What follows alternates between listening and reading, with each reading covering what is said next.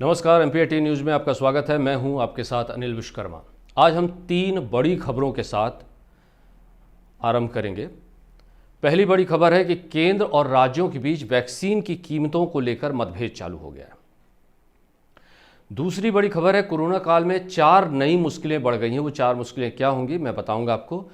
साथ ही तीसरी बड़ी खबर है कि सुप्रीम कोर्ट का केंद्र को नोटिस देना कि किसी भी तरह ऑक्सीजन का इंतजाम करें। अब मैं आपको बता दूं कि ये 3 जो बड़ी खबरें आज दिन भर छाई रहीं, और सबसे बड़ी चीज़ है कि हर आदमी को स्वास्थ्य का अधिकार है। ये हमारे संविधान में भी लिखा हुआ है, अच्छे स्वास्थ्य का अधिकार है। तो हमारी जो कार्यपालिका है उसकी जिम्मेदारी है कि हर व्यक्ति को स्वास्थ्य का अधिकार मुहैया कराए। देश में हर व्यक्ति को फ्री वैक्सीन लगे, वैक्सीन जो है फ्री लगनी चाहिए। इसके लिए अलग अलग कंपनियों ने वैक्सीन के दामों में दुगना वृद्धि कर दिया है। केंद्र को अगर वो वैक्सीन 150 रुपये मिल रही तो राज्यों को 400 रुपये और निजी अस्पतालों को 600 रुपये मिल रही है। यानी कि केंद्र में जो वैक्सीन केंद्र को कंपनी मुहैया करा रही है वो 150 रुपये में, अगर उसकी कीमत थोड़ी सी बढ़ा दें तो बाकी खर्चे बढ़ा दें तो 250 रुपये में पर व्यक्ति को लग जाएंगी, आम आदमी को पड़ेंगी। वही अगर राज्य को जाती हैं तो 400 रुपये, यानी उसमें भी 200 रुपये का इजाफा कर दें तो करीब 600 रुपये की वह वैक्सीन पड़ेगी। और अगर निजी अस्पतालों को ये वैक्सीन जाती है तो निजी अस्पतालों को 600 रुपये में वैक्सीन पड़ेगी। और निजी अस्पताल आपको जैसे पता है कि वो अपनी कीमतें बढ़ाकर करते हैं तो शायद 700 या 800 रुपये में पड़ेंगी। तो कुल मिला के ये जो चीज़ें चल रही हैं वो बड़ी ख़राब हैं कि वैक्सीन, पहली बात तो है कि देश में सभी व्यक्तियों को जो वैक्सीन लग रही है वो फ्री में लगना चाहिए। अगर फ्री में नहीं लग रही तो उसकी कीमतें तय होना चाहिए। और अगर कीमत तय हो रही है तो अलग अलग कंपनियां अलग अलग तरह की कीमतें क्यों तय कर रही हैं? पूरे जगह पर, पूरे देश में हर व्यक्ति को एक बराबर दाम में वैक्सीन मिलनी चाहिए। मेरा तो ये मानना है कि वैक्सीन को पूरी तरह फ्री कर देना चाहिए। कुछ राज्यों ने फ्री कर दिया है, तो क्या केंद्र सरकार फ्री नहीं कर सकती है? अगर आप फ्री कर देंगे तो सारे लोग लगवा पाएंगे, अन्यथा ऐसे कई लोग हैं जिनके लिए दिन का 250 रुपये कमा पाना बहुत मुश्किल है। अब मैं आपको बता दूं, कोरोना की इस समय कोरोना महामारी चल रही है और बहुत बड़ी महामारी है। पूरा देश इसमें जुटा हुआ है, हर व्यक्ति जुटा हुआ है, जिसमें कोरोना की 4 बड़ी मुश्किलें सबके सामने आ रही हैं। चाहे वो कार्यपालिका हो यानी केंद्र सरकार हो, राज्य सरकार हो या आम आदमी हो, 4 मुश्किलें सबके सामने हैं। पूरे जगह पर, दिल्ली हो, महाराष्ट्र हो, बड़े बड़े अस्पताल हैं, वहाँ पर बेड की भारी कमी हो गई है। यानी अब लोग मरीजों को भर्ती करना बंद कर रहे हैं। अब आप जाइए तो इंदौर का एक अस्पताल है, वहाँ पर दिल्ली के अस्पताल, नोएडा के अस्पताल, उनके बाहर एक बोर्ड लग गया है कि अब हम मरीजों को भर्ती नहीं कर सकते क्योंकि हमारे पास ऑक्सीजन कमी, हमारे पास इंजेक्शन कमी, हमारे पास बेड की कमी है, स्टाफ की कमी है। तो कोरोना की 4 मुश्किलों में सबसे बड़ी मुश्किल ये है कि सब जगह बेड की कमी हो गई है। दूसरी मुश्किल, ऑक्सीजन की सप्लाई होने के बाद भी अब ऑक्सीजन की कमी हर जगह हो गई। किसी के पास 2 दिन का, किसी के पास 1 दिन का, किसी के पास आधे घंटे का बैकअप बचा हुआ है। ऐसे में ऑक्सीजन की भारी कमी है।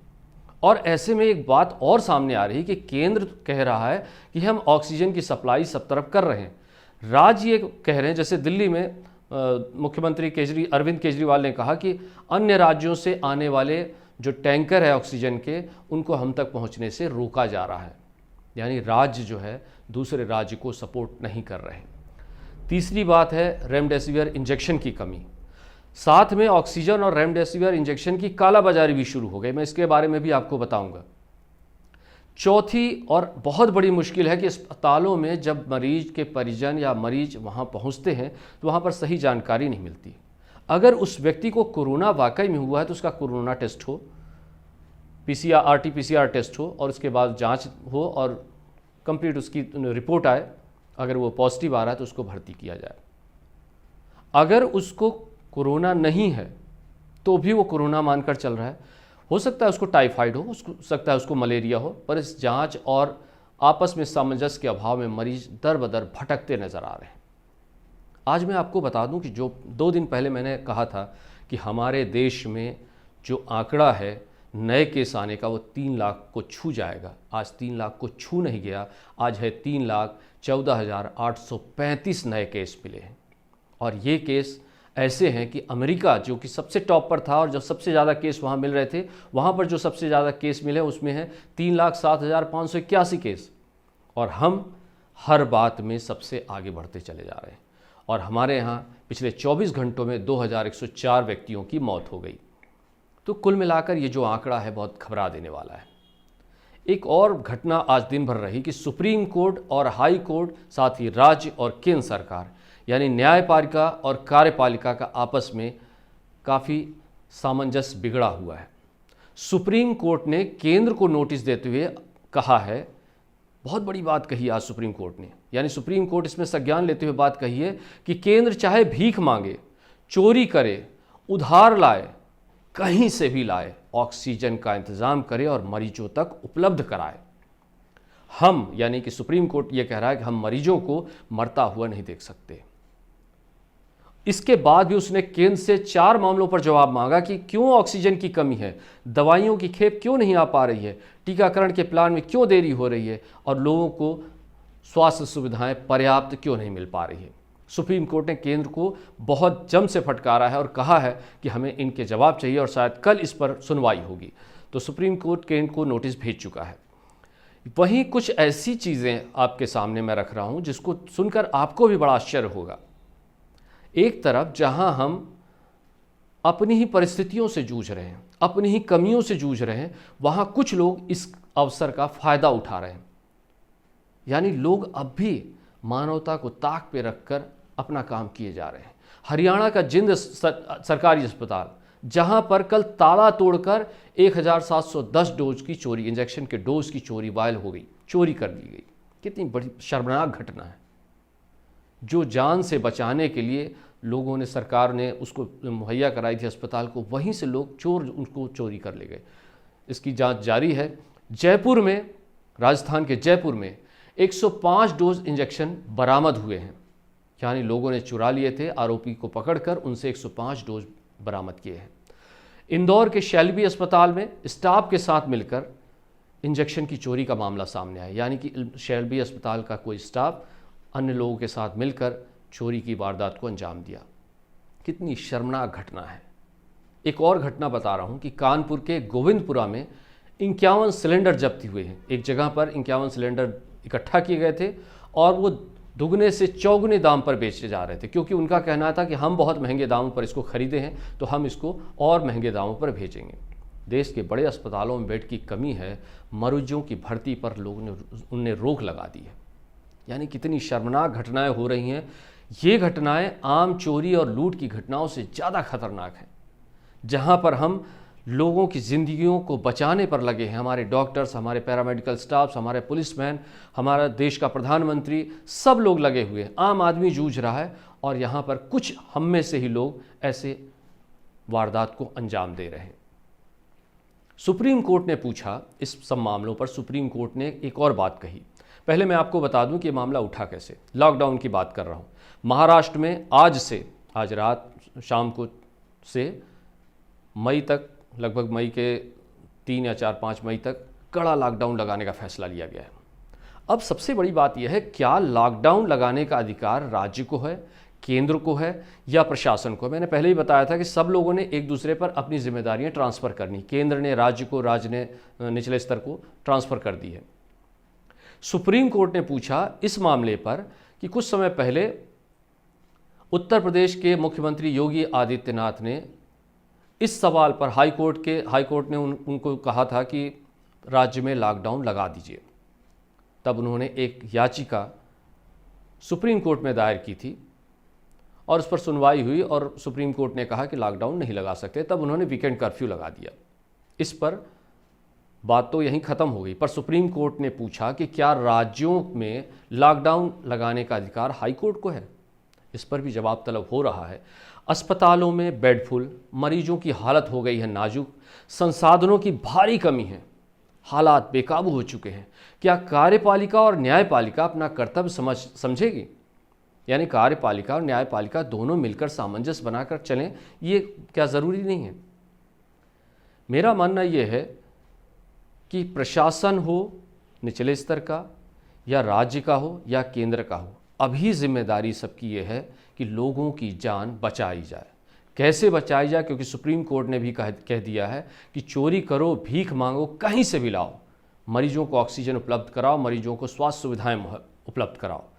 इसी बीच एक मैं खबर बता रहा हूँ, मध्य प्रदेश के उज्जैन में एक महिला को, जो कि काफ़ी बीमार लग रही थी, उसे ऑक्सीजन की ज़रूरत थी, एक महिला को उसके परिजनों ने, 2 व्यक्तियों ने ठेले पर लेकर अस्पताल पहुंचाया। कितनी शर्मनाक घटना है।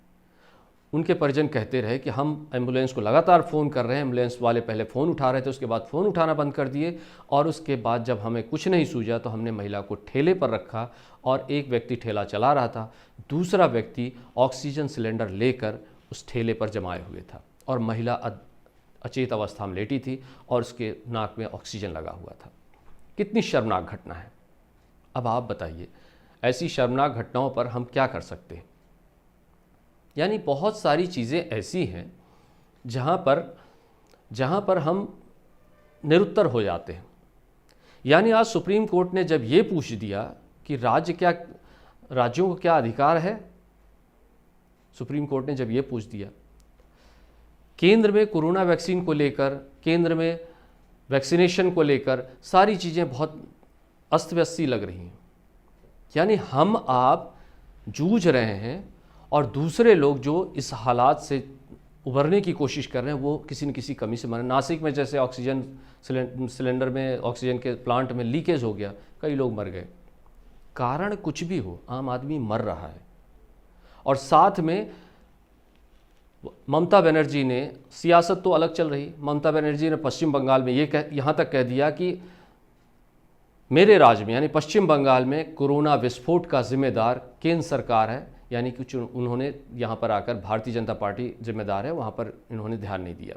और आज चुनाव हो रहे हैं, अभी अगला चुनाव और है, आज मतदान हो रहे हैं, यानी कि मतदान जारी है, रैलियाँ जारी हैं, सब कुछ जारी है, और इसके बीच हम अपनी जिम्मेदारी ले रहे हैं कि नहीं, कोरोना विस्फोट को हम रोकेंगे। प्रधानमंत्री नरेंद्र मोदी ने ऑक्सीजन की कमी को लेकर एक समीक्षा बैठक बुलाई है। उसका भी नतीजा क्या होना है पता नहीं। कागजी घोड़े मत दौड़ाइए, कागजों में कुछ नहीं मिलने वाला है। ज़मीन पर आइए, लोगों की समस्याएं सुनिए, लोगों के साथ चलिए। मेरा सभी से अनुरोध है, चाहे वो अस्पताल के डॉक्टर हों, नर्सेस हों, पैरामेडिकल स्टाफ हो या हमारे आला अधिकारी हों, सभी लोगों से अनुरोध है कि इन सब सियासी बातों को छोड़कर आगे आएँ। चाहे वो सोनिया गांधी कुछ कह रही हो, चाहे राजीव गांधी कुछ कह रहे हो। हालांकि ये बात सही है कि विपक्ष अपनी बात जब कहता है, क्योंकि विरोध करना भी ज़रूरी है, कहाँ पर कैसा विरोध करना है ये भी ज़रूरी है। सही जगह पर सही समय पर विरोध करें। सब कुछ सही है, पर उसके बाद दिल्ली में किसान आंदोलन जारी है, किसान वहाँ पर बैठे हुए हैं, और वहाँ पर ऑक्सीजन टैंकर को 2-3 किलोमीटर घूम के जाना पड़ रहा है, जबकि वहाँ से 500 मीटर की दूरी पर अस्पताल है, लेकिन उस जगह से उसको 2-3 किलोमीटर घूम कर जाना पड़ रहा है। तो क्या किसानों को ये नहीं लगता कि थोड़ी देर के लिए हम किनारे हो जाएं, ऑक्सीजन सिलेंडर को जाने दें?